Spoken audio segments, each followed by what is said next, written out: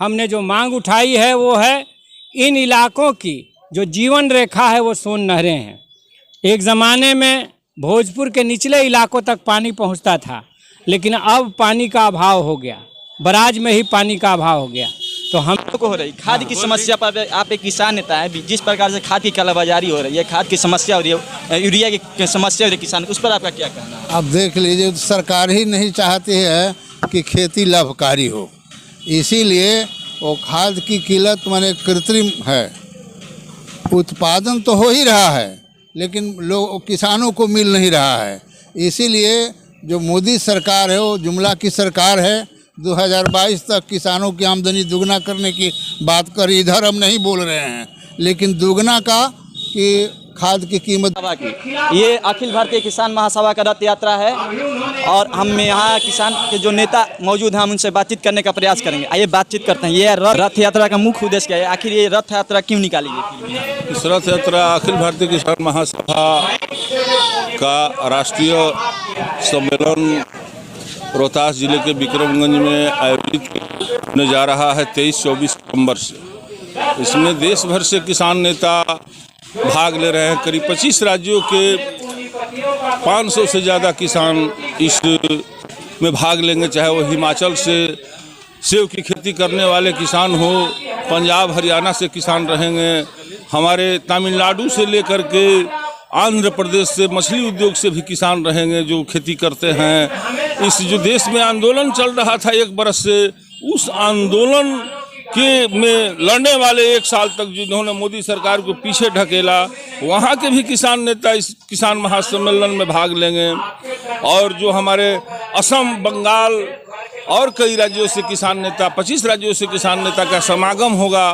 23 तारीख को किसान महापंचायत का आयोजन किया गया। यहाँ पे आयोजन किया गया वही विक्रमगंज में 23 तारीख को, एक रोज पहले किसान महापंचायत का होगा। बड़ी भागीदारी होगी, 50,000 किसान वहां भाग लेंगे, क्योंकि खेती जो है हमारी घाटे की क्षेत्र बन चुका है। केंद्र की सरकार केंद्र की सरकार इस खेती को पूरी तरह से बर्बाद कर चुकी है। अब देश बिहार कहा जाएगा, पूरे देश में जो खेती है वो अब घाटे का पूरी तरह से क्षेत्र बन चुका है, उससे कोई मुनाफा नहीं मिल पाता है। एमएसपी को कानूनी गारंटी देने के लिए केंद्र सरकार ने उसी समय कहा था कि हम एक कमेटी का निर्माण करके किसान संगठनों से बात करके हम रिव्यू कमेटी बनाएंगे और एमएसपी को हम कानूनी दर्जा देंगे। लेकिन उन्होंने अभी तक रिव्यू कमेटी भी बनाई नहीं, और बनाई भी तो ऐसी कमेटी बनाई जो लोग है कि आप एमएसपी को कानूनी दर्जा दीजिए और खाद्य सुरक्षा की गारंटी कर दीजिए। किसानों की फसल को आप 1.5 गुना मूल्य पर C2 50% के आधार पर आप खरीद कीजिए और इंद्रपुरी जलाशय का निर्माण कीजिए। सोन नदी पर आपका परिचय? सोन नदी पर कदवन डैम का निर्माण कीजिए और बिहार में जो 2006 से एपीएमसी मंडी बंद है उसको आप यहाँ पर खोल करके पीएमसी मंडी को किसानों की धान गेहूं की खरीद कीजिए।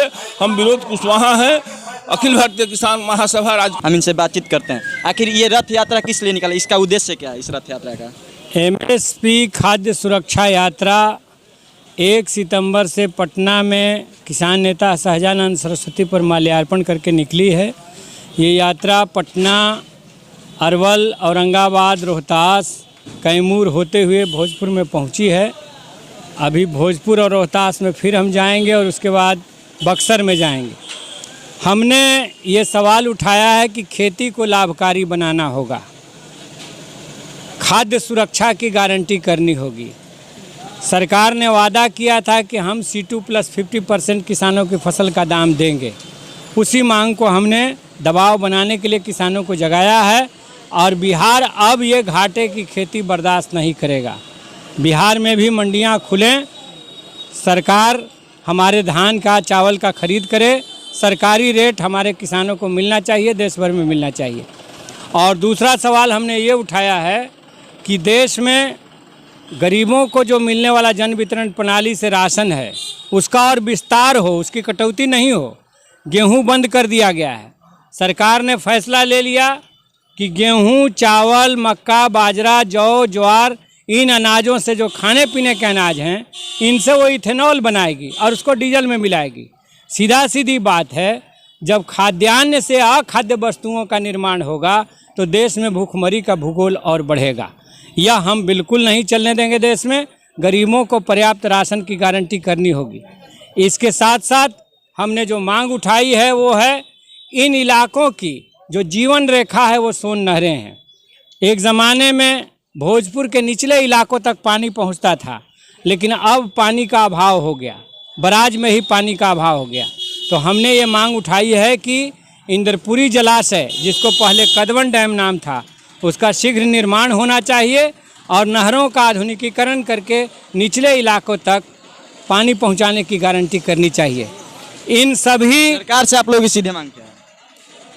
इन सभी मांगों को लेकर के हमने 23-24 को विक्रमगंज में एक किसान महापंचायत का आयोजन किया है। उसमें बड़े फैसले होंगे। देश के बड़े राष्ट्रीय किसान नेता आ रहे हैं और उस पंचायत से हम फसलों के वाजिब दाम के लिए लड़ाई को तेज करेंगे। सरकार को वाजिब दाम देना होगा, मंडी खोल करके सरकारी खरीद करना होगा और गरीबों को पर्याप्त खाद्यान्न की उपलब्धता की गारंटी करनी होगी। हमारे साथ हैं बिहार विधानसभा के पूर्व सदस्य रह चुके हैं। एक मिनट सर, एक मिनट। बिहार में किसानों को हो रही खाद की समस्या पर आप एक किसान नेता हैं, जिस प्रकार से खाद की कालाबाजारी हो रही है, खाद की समस्या हो रही है, यूरिया की समस्या हो रही है किसान, उस पर आपका क्या कहना है? अब देख लीजिए, सरकार ही नहीं चाहती है कि खेती लाभकारी हो, इसीलिए वो खाद की किल्लत माने कृत्रिम है। उत्पादन तो हो ही रहा है लेकिन लोग किसानों को मिल नहीं रहा है। इसीलिए जो मोदी सरकार है वो जुमला की सरकार है। 2022 तक किसानों की आमदनी दुगना करने की बात कर, इधर हम नहीं बोल रहे हैं, लेकिन दुगना का कि खाद की कीमत दुगना हो रहा है, डीजल का भाव दुगना हो रहा है, सब चीज़ बढ़ रहा है। इसीलिए अखिल भारतीय किसान महासभा का ये जो किसान महापंचायत है 23 तारीख को, उसमें जो है बड़े फैसले लिए जाएंगे। तमाम देश भर के 18 राज्यों से किसान आ रहे हैं और उसमें जो है एमएसपी के सवाल पर और खाद्य सुरक्षा के सवाल पर उस पर निर्णय लिया जाएगा। हम किसानों से आह्वान करते हैं, पूरे बिहार के किसानों से, कि आप आइए, उस महापंचायत में आइए और सरकार के खिलाफ जो है वो बिगुल फूंकिए एमएसपी के लिए और खाद्य सुरक्षा की गारंटी के लिए। मैं चंद्रदीप सिंह, अखिल भारतीय किसान महासभा